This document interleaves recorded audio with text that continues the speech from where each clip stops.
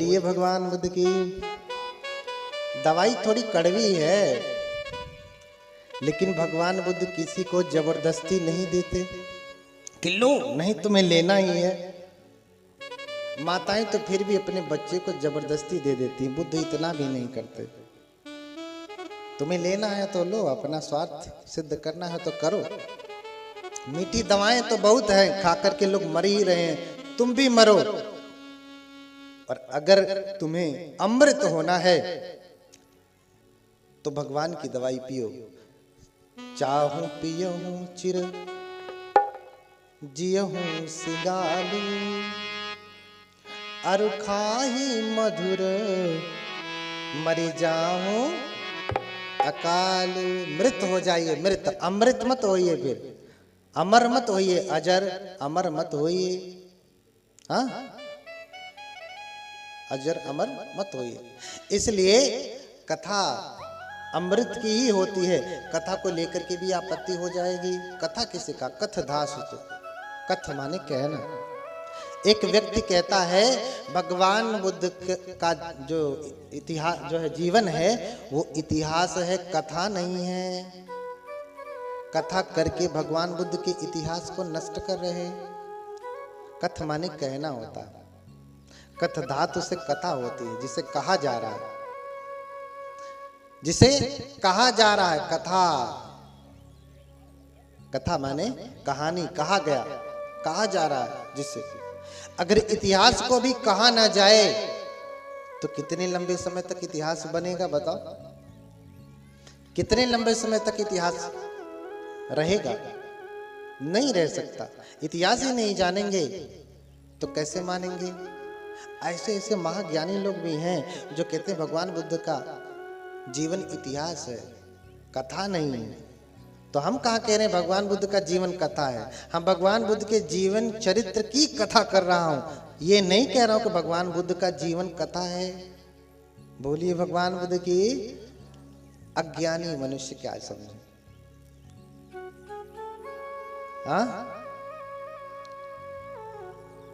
उनके लिए भी प्रार्थना करिए कि सद्बुद्धि जगे, उनके भीतर थोड़ा ज्ञान जगे, सही रास्ते पे चलें। क्योंकि दवाई तो कड़वी है, दवाई कड़वी है, जबरदस्ती नहीं दी जाती। हाँ, भगवान भी कई प्रकार की कथा कहते हैं। दान कथा, शील कथा, सग्ग कथा, मैंने बताया, भोगानंद आधीन कथा, ओकार, संकिलेश कथा, नेखम्म कथा, निब्बाण कथा। कितनी बार कथा शब्द सुनाओ? अरे भगवान बुद्ध के त्रिपिटक में जो महावग्ग है उसमें भी कथा ही है। बोधि कथा, मुचलिंद कथा, राजायतन कथा। तुम खोल के तो देखो त्रिपिटक, उसमें कथा ही तो है। हाँ, पबज्जा उपसंपदा कथा, सारिपुत्र पबज्जा कथा, हाँ, सब कथा ही तो है। विशाखावत्थु कथा। जानते हैं त्रिपिटक में एक अलग से ही जातक कथा है। क्या है? जातक कथा ही है। और जितना भी त्रिपिटक है उसकी अट्ठ कथाएं लिखी गई हैं। अट्ठ कथा यानी कमेंटरी, व्याख्या लिखी गई। हाँ, उनकी अट्ठ कथाएं लिखी गई। दीघ निकाय की अट्ठ कथा है, मध्यम निकाय की अट्ठ कथा है, संयुक्त निकाय की अट्ठ कथा है। कथा कथा। अंगुत्तर निकाय की अट्ठ कथा है, कथा। हाँ, खुद्दक निकाय की अट्ठ कथा है। बाकी 15 जो ग्रंथ हैं खुद्दक निकाय के, उनकी भी अट्ठ कथा है। विनय के सभी ग्रंथों की अट्ठ कथा है। फिर अभिधम्म के सभी ग्रंथों के 7 प्रकरणों की पूरी कथा है। कथा कहीं आसमान से लेकर के नहीं आया। भगवंत शब्द कहीं आसमान से लेकर के नहीं आया। अमृत शब्द कहीं आसमान से लेकर के नहीं आया। सब त्रिपिटक से ही है। और जिसे त्रिपिटक नहीं मानना है, जिसे लगता है त्रिपिटक में मिलावट है, तो पहले अपने खून की शुद्धि करके आए, तब कहे कि त्रिपिटक ओरिजिनल त्रिपिटक मैं मानूंगा। हाँ, बोलिए भगवान बुद्ध की। हाँ, बहुत बड़ी बड़ी मिथ्या दृष्टि। अच्छा, ये मैं पहना हूं ना, एक बड़े ज्ञानी व्यक्ति ने कहा, ज्ञानी लोग हैं, एक बड़े ज्ञानी व्यक्ति ने कहा कि भगवान बुद्ध ने कहा कि माला गंध विलेपन धारण मंडन विभूषण ठाना वेर मणि। अच्छा, उनसे कोई पूछे क्या भगवान बुद्ध के समय में लकड़ी की माला थी क्या? भगवान बुद्ध के समय में लकड़ी की माला थी क्या जो भगवान बुद्ध मना करते? भगवान बुद्ध के समय में लकड़ी की माला थी क्या जो भगवान बुद्ध मना करते? नहीं, भगवान बुद्ध के समय में लकड़ी की माला नहीं थी। उस समय ऋषि मुनि फूलों की माला पहनते थे, योगिनियां भी, ऋषाएं भी फूलों की माला पहनती थी। आप देखते होंगे कि ऋषियों की जो पत्नियां हैं यहाँ फूलों का गजरा बांधी रहती हैं, यहाँ बांधी रहती हैं, जूड़ा में बांधी रहती है ना। उस समय लोग फूलों की माला कहते थे। तो जब हम त्रिपिटक पढ़ेंगे तब तो उसकी व्याख्या मिलेगी। मालाति यं किंचि पुप्फ गंधम। देखो माला की परिभाषा क्या बताएगा।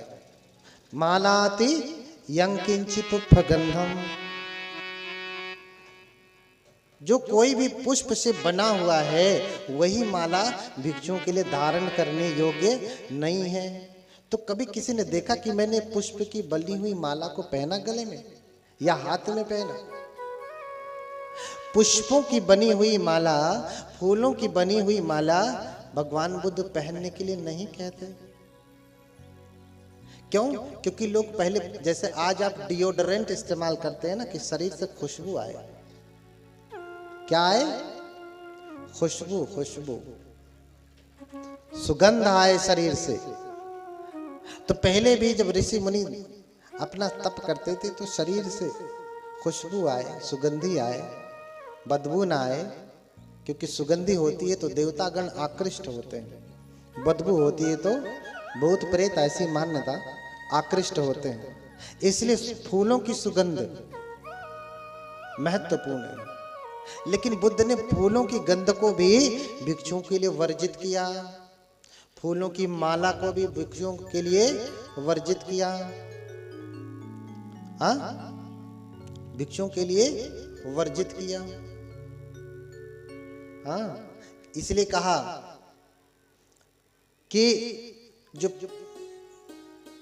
फूलों की गंध है ना, न पिप्प गंधो पठिवात मेति, न चंदनं तगरं मल्लिकावा, सतंच गंधो पटिवात मेति, सब्बा दिशा सब पुरुषों पवाति।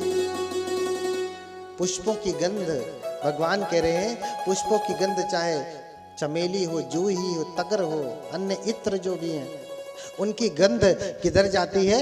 जिधर हवा चलती है उधर जाती है। इधर हवा बहने लगे तो सेंट लगाए हैं आपने, किधर जाएगा गंध? सुगंधी किधर जाएगी? इधर से हवा आ रही है तो इधर ही जाएगी, इधर से आ रही है तो इधर जाएगी, विपरीत दिशा में नहीं जाएगी। इसलिए बुद्ध कहते हैं ये गंध महत्वपूर्ण नहीं है। योच शीलवंतं गंधो यातु देवेषु उत्तमम्। क्यों? चंदनं तगरं वापि उपलं अथ वस्य की। चंदन, तगर, उपल और वस्य की, इनकी गंध कहाँ जाती है? यही मनुष्य लोग तक ही, यही महके गया और हवा की दिशा में। लेकिन योच शीलवंतं गंधो वाति देवेषु उत्तमम्। शीलवानों की गंध तो देवताओं तक जाती, देवलोक तक जाती। देवता भी प्रशंसा करते हैं कि ये आदमी बड़ा सुगंधित है। कैसा सुगंधित है? शीलों से सुगंधित है, बड़ा शीलवान है, बड़ा पुण्यवान है। उसके शील का, उसके पुण्य का जो सेंट है, जो गंध है, वो देवताओं तक पहुंच जाती है। इसलिए भगवान ने फूलों की माला को धारण करने के लिए मना किया भिक्षुओं को। बोलिए भगवान बुद्ध की। तो मालाति यं किंचि पुप्फं, बद्धमा बद्धंगवा तंग सबंग एव मालाति उच्यति। देखो माला की परिभाषा त्रिपिटक से ही बोल रहा हूं। तो बद्धमा बद्धम, फूलों को लेकर के एक में दूसरे को गूंथ करके ये माला कैसे बनी, एक के बाद दूसरे को बद्धमा बद्धंगा, हाँ, एक दूसरे को दूसरे में गूंथ करके क्या किया गया, ये आकार बनाया गया। पवत्तानंग मेव मालाति उच्यति, एक में दूसरे को गूंथ करके बद्ध किया गया, बांधा गया, और फिर ये जो आकृति बनी उसी को क्या कहते हैं, माला। इस माला को भिक्षुओं को धारण नहीं करना चाहिए। बोलिए भगवान बुद्ध को कि इस माला की बात नहीं कर रहे भगवान, इसमें कोई सुगंधी नहीं है, इसमें कोई सुगंधी नहीं है। तो ज्ञानियों के लिए क्या कहा जाए। उन्होंने फोटो डाला हमारा, हाँ ये देखो एक बनते हैं माला गंध वेर मणि, जो भगवान ने पहले ही मना किया कि वह पालन कर रहे हैं और कह रहे हैं कि हम भिक्षु हैं। उनके लिए क्या करना है, बस हाथ जोड़ लेना है कि ऐसे लोगों का दर्शन ना होवे। दुहाई भगवान का, ऐसे लोगों का दर्शन ना होवे। तो किसी ने मुझे गाते हुए भी सुना, मुझसे ज्यादा बढ़िया मेरे बनते छोटे बनते जी को सुना, हाँ, तो कह दिया कि नच गीत वादित कर रहे हैं और कहते हैं हम भिक्षु हैं।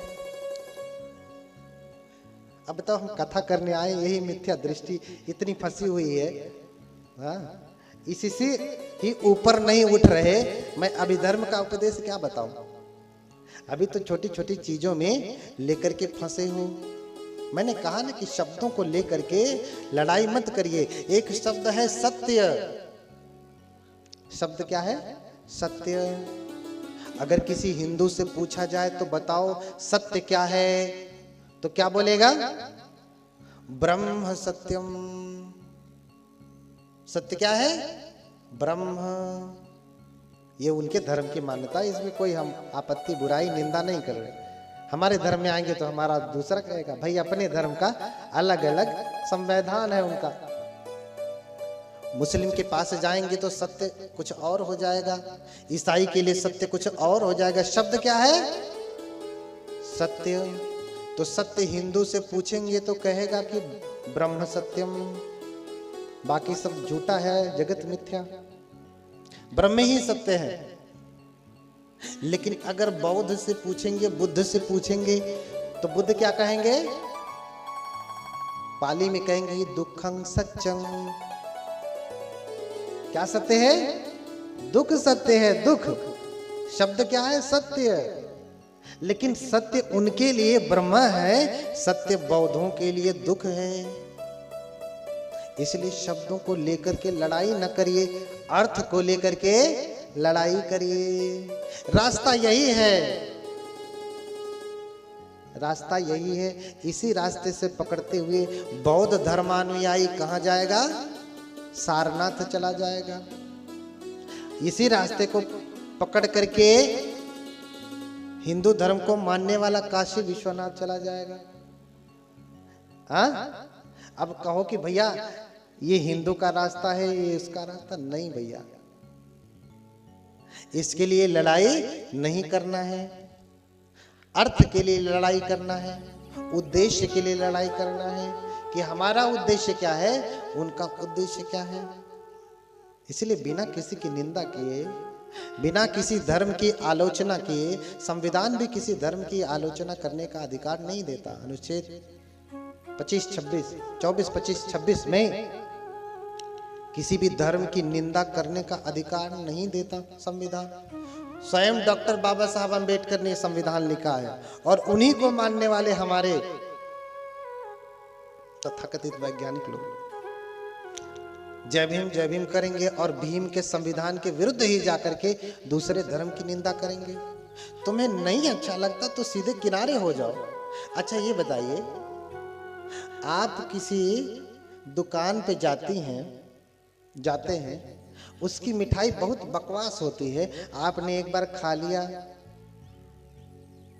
फिर दोबारा आपको मिठाई लेनी हो तो क्या करते हैं आप उस दुकान की निंदा करते बैठते हैं, अरे वो दुकान वाला बड़ा बदमाश है, बड़ी खराब मिठाई है, ऐसा है वैसा है, कि आप सीधे दुकान ही बदल देते हो? क्या करते हो? मिठाई की दुकान ही बदल देते हैं ना, बिना निंदा किए, बिना आलोचना किए। आपसे कोई पूछता भी है कि अरे हम जा रहे हैं फला दुकान से मिठाई लेने, तो आप क्या कहते हैं? पहले खूब पेट भर गाली दे लेते, फिर कहते हैं कि दूसरी दुकान पे जाओ। ऐसा नहीं, कहते अरे नहीं वहाँ की मिठाई ठीक नहीं, हमें नहीं अच्छी लगती, तुम यहाँ से लेना चाहो, यहाँ की मिठाई अच्छी लगती है। यही कहेंगे ना कि गाली गलौज करेंगे। ऐसे ही जो आपको अच्छा लगता है उसे आप पालन करें, उसे माने। दूसरों की निंदा करने का अधिकार तो हमारा संविधान भी नहीं देता। बोलिए बोधिसत्व बाबा साहब। अमर रहे कहेंगे, लेकिन झगड़ा करेंगे। पहले तो चाहे जो भी कारण रहा, पहले तो आप भी उसी धर्म में थे, पहले आप भी उसी धर्म में थे, चाहे ज्ञान से चाहे अज्ञान से। आज बुद्ध को मानने लगे तो उनको गाली देने लगे।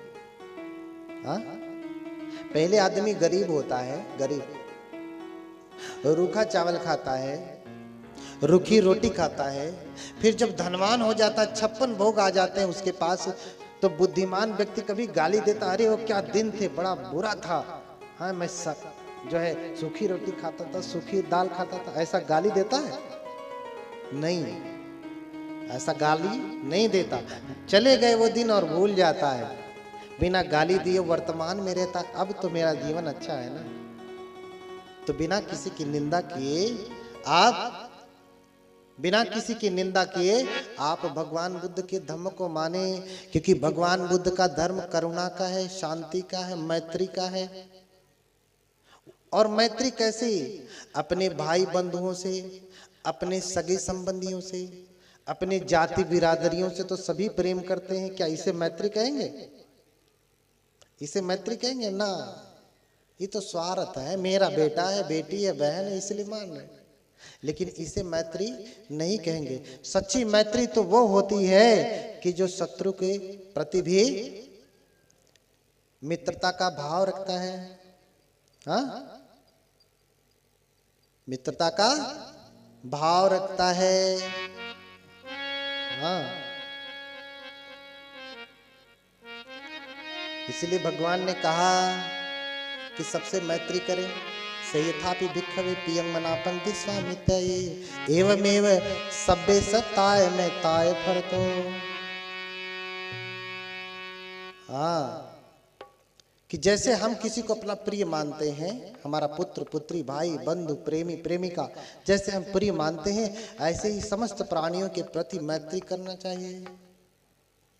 तो सब अनुकूल न को विपरीता, सब अनुकूल न को विपरीता, वैरी हूँ जाने बरहि निज मीता, वैरी हूँ जाने बरहि निज मीता।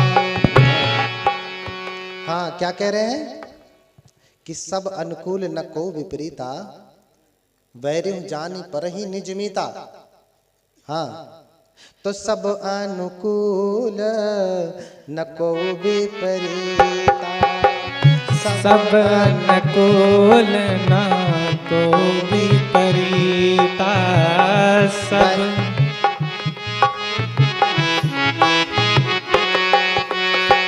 बैरी जानी पढ़ी निज मीता, बैरी हो जानी पढ़ि निज मीता, बैरी जानी पढ़ि निज मीता, बैरी।